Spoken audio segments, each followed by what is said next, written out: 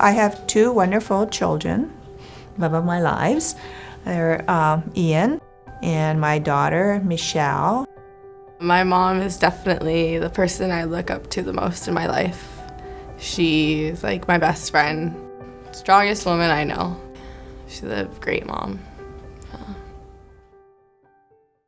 It all started on December 30th, 2016. I had a really normal, great day. And then I went to a movie that night, and it wasn't until I put my hand in a box of popcorn I was sharing with a friend that I pulled my hand out, because on the right hand it stung at the bottom of the base of the fingers. And I looked and I noticed I had little cuts. And I went to sleep, and the next morning my right arm was swollen huge.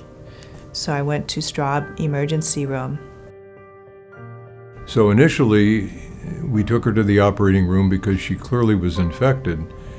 But then later in the evening, as her blood pressure started to drop, it became pretty obvious that she had necrotizing fasciitis. It's the same situation the media has called flesh-eating bacteria. We had just barely started the evening shift when we get the call that there was a patient that had actually coded in the operating room and that was coming to the ICU. Time is of the essence. Every minute, this type of flesh-eating bacteria is just ravaging the body.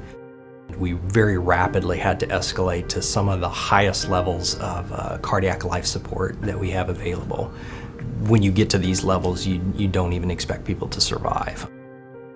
One of the first conversations I had with her family was basically telling them this isn't even a day-by-day or hour-by-hour, this is a minute-by-minute situation. I just, was obviously praying that she'd make it through. After the first 48 hours, things began to turn around. She stabilized, her heart recovered from the shock of both the infection and the surgery. There were a number of incremental operations as we went. The easiest thing would have been to do an upper arm amputation, because you would have been absolutely clear that all of the bacteria and all of the damaged tissue was gone.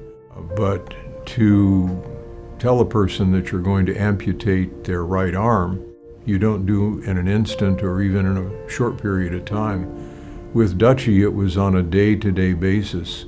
She had her bad days and her good days like anybody, but she was really strong throughout it all. I honestly can't believe how strong she was. She's definitely the strongest person I know. So with Dutchy, because not only had she been in intensive care, life-threatening illness, she also had loss of limbs, right? So we're talking about life-changing illness. Who she was as a person and her abilities to do things on her own were also impacted. So I just took it day by day. I reached a certain point where I was just mentally beginning to not be as healthy as I would want. And so I said, I got to be proactive. Part of the ups and downs of any hospitalization, it's not just the medical, it's the mental.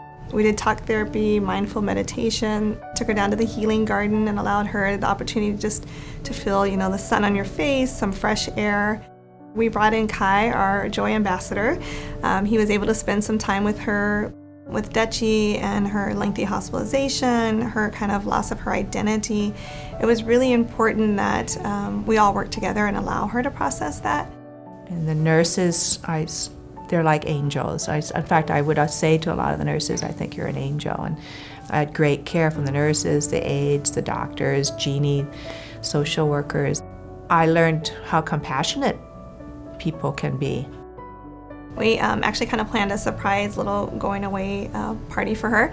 And so blew up some balloons and made a sign and really kind of embracing her with her family and saying, you're leaving here, you're going home, but this is kind of your second home. Come back and, see us.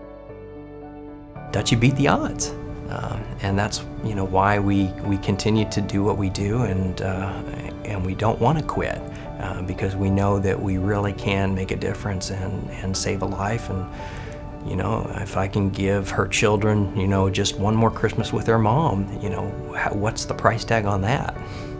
So nice to see my son graduating, and he was so happy, and I will be proud of my daughter soon too when she graduates.